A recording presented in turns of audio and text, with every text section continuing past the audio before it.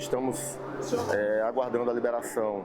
We are waiting for specific instructions to collect and analyze the water so that we, along with 25 divers, can dive to retrieve the victims that are on the bed of the Tocantins River. 25 mergulhadores fazer o mergulho e retirar as vítimas que se encontram ainda no leito do Rio Tocantins. A Christmas tree burns in the city of Hama in a video released on social media that has stirred fear and fury among Syria's Christians. Reuters verified the location, but not the date or who caused the fire. Syrian church leaders are advising Christians to scale back their celebrations this year, despite assurances from the Islamists who've just taken power that they are free to practice their religion. Hundreds of Christians protested in Damascus on Christmas Eve to condemn the burning of the tree, chanting, "We are your soldiers, Jesus." De facto ruler Ahmad al-Shara has told Christians and other groups they will be safe in a Syria run by his Hayat Tahrir al-Sham, or HTS. But the group was once affiliated with al-Qaeda and still considers Christians infidels. Christians like Adman Naameh have yet to be convinced. We're here today because for the past 2 weeks there have been big sabotage acts against us as Christians on churches, tombs, archbishoprics, and now even the Christmas tree. Bishop Andrew Bahi of St. George's Syriac Orthodox Church says he's recommending that women dress modestly and that people keep images of Santa or St. Nicholas inside church premises and skip the usual Christmas custom of handing out sweets on the street. Our position is that of monitoring to see what may happen in order to judge if these factions that came, Hayat Tahrir al-Sham and the groups that are now ruling Syria, are they serious about creating a Syrian civil society where all its citizens have the opportunity to live freely, and especially its Christian citizens? So why are we waiting? Attacks on Christian symbols have stoked fears. Reuters reporters saw SUVs driving through the Bab Tuma neighbourhood of Damascus, blasting jihadist songs from speakers and unnerving the mostly Christian residents. Unidentified gunmen opened fire at a Greek Orthodox church in Hama. They tried to destroy a cross and smashed headstones, the church reported. And the sight of many bearded armed men patrolling the streets of Damascus does little to reassure Christians scarred by Syria's recent past. Emilia Katerina lost her eldest son and husband during the civil war. After so much trauma, she harbours deep suspicion towards Syria's new rulers. Her son, Firas Azar, disappeared in 2012, detained by former President Bashar al-Assad's forces at a checkpoint as he was handing out wedding invitations. 2 years later, the Jaish al-Islam rebel group shelled the building opposite her house, and shrapnel killed her husband, also injuring her and her daughter Mary. Many innocent people are gone. They are innocent people, children, widows, and the explosions that happened. They are all here. After Assad fell, an HTS representative met Bahi and other Christian leaders and told them not to be scared. But even if trust is built with HTS, Christians, along with other minorities in Syria's mosaic, also fear an array of other armed Islamist militant groups. Syria's de facto leader Ahmed al-Shara has reached an agreement with ex-rebel factions to dissolve all groups and merge under the defense ministry. That's according to a statement from the new administration.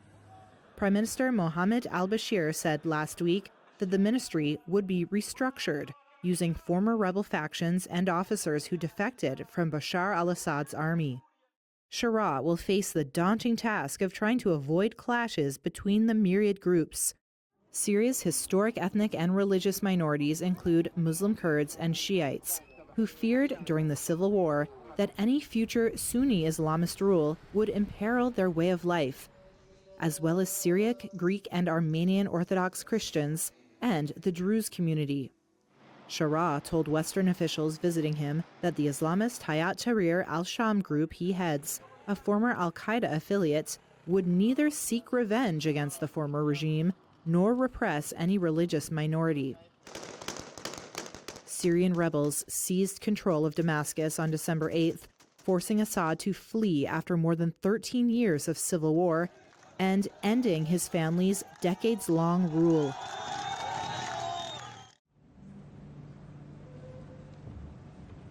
Fratelli e sorelle.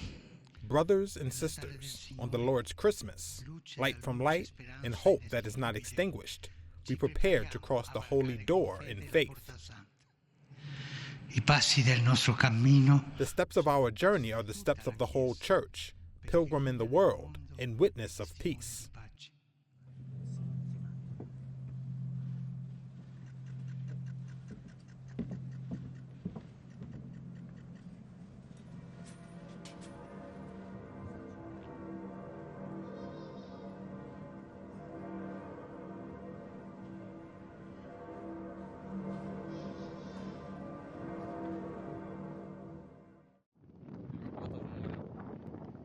Неизвестно, что там произошло. Очевиден крен на левый борт, который тут повышается. Возможно, скоро затворят.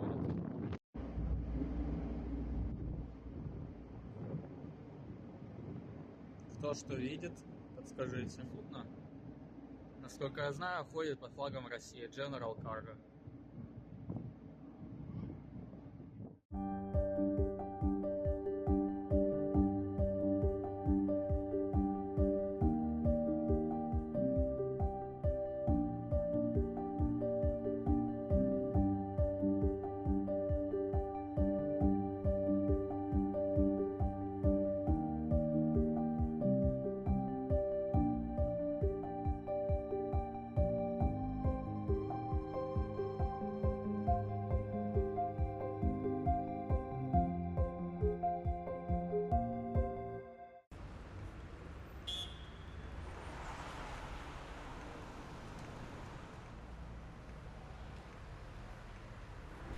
Es ist immer noch die Fassungslosigkeit da, die Betroffenheit, dass das so. There's still the disbelief, the shock that this can happen like this, and that it affects innocent people who have died and who have been injured.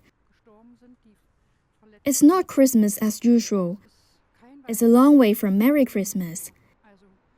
It is very sad that our politicians unfortunately did not react in a way that perhaps could have prevented this, from what I'm hearing from the media.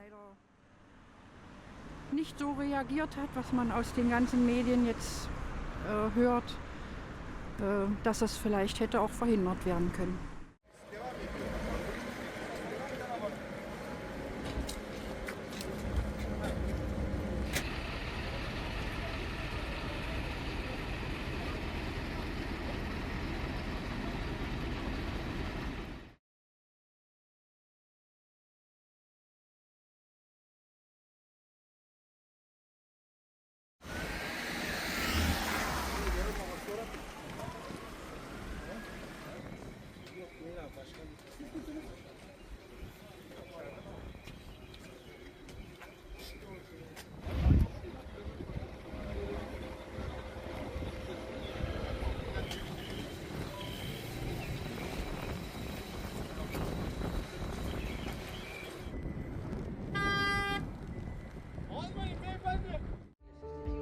"2024 was the year of elections. Countries representing almost half of the world's population called voters to the polls. It wasn't a seamless feat. Violence marred the vote in several countries. The US election campaign saw 2 assassination attempts on former President Donald Trump, and Mexico recorded its bloodiest election in modern history with 37 candidates assassinated. But amid the chaos, many countries saw democracy prove resilient. South Korea's political crisis in December shows just why the health of democracy matters. President Yoon Suk-yeol declared martial law, but quickly backtracked after lawmakers and the public defied him. Yeol was impeached but rejected calls to quit pending a constitutional ruling. The event spooked markets and South Korea's allies, who were worried about its ability to deter their nuclear-armed neighbour in the north. Elections in Russia, Iran and Venezuela were widely dismissed as sham votes. In Europe, the far right made gains in Germany, France, Austria, Romania and the EU Parliament, sparking debate over whether Europe is reliving a milder version of the 1930s when fascism went on the march. Though in Britain, the left-leaning Labor Party ended 14 years of Conservative rule. 2025 will see far fewer elections, but democratic institutions may be put to the test, depending on the actions of new and re-elected leaders. Donald Trump has said the mainstream press is corrupt and that he would investigate political rivals, former intelligence officials, and prosecutors who have investigated him. 2025 could shake things up on the other side of the globe.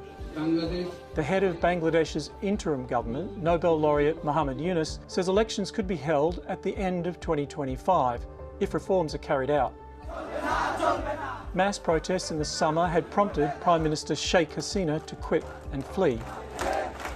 And in Syria, after 13 years of civil war, armed rebels took the capital Damascus in a lightning advance, prompting President Bashar al-Assad to flee to Russia. The country's new rulers, designated by some Western nations as a terrorist group, speak of tolerance and the rule of law, but so far, no word on elections. A Reuters source says Donald Trump's presidential transition team is preparing for the U.S. to withdraw from the World Health Organization. The source, a health law expert familiar with the discussions, says it could happen as early as the first day of his new term in January. The Financial Times was the first to report the plan. Trump's transition team did not immediately respond to a Reuters request for comment. The move would align with Trump's long-standing criticism of the UN Health Agency. It would also significantly shift U.S. global health policy and isolate Washington from international pandemic efforts. Trump has already signaled a shift towards domestic health priorities. He's nominated WHO skeptics for top public health roles, including vaccine critic Robert F. Kennedy Jr. Trump's initial attempt to leave the WHO in 2020 was reversed by President Joe Biden, who rejoined the organization. The president-elect has argued that the agency failed to hold China accountable for the early spread of COVID-19. He's also repeatedly called the WHO a puppet of Beijing and vowed to redirect U.S. contributions to domestic health initiatives. They're literally a pipe organ for China. That's the way I view it. So we're seeing and we're looking and we're watching. A WHO spokesperson declined to comment directly, but referred Reuters to comments by Director General Tedros Adhanom Ghebreyesus at a December 10th press briefing. He responded to questions about a U.S. withdrawal under the upcoming Trump White House. We're ready to work together, and I believe, the U.S. leaders understand that, the U.S. cannot be safe unless the rest of the world is safe.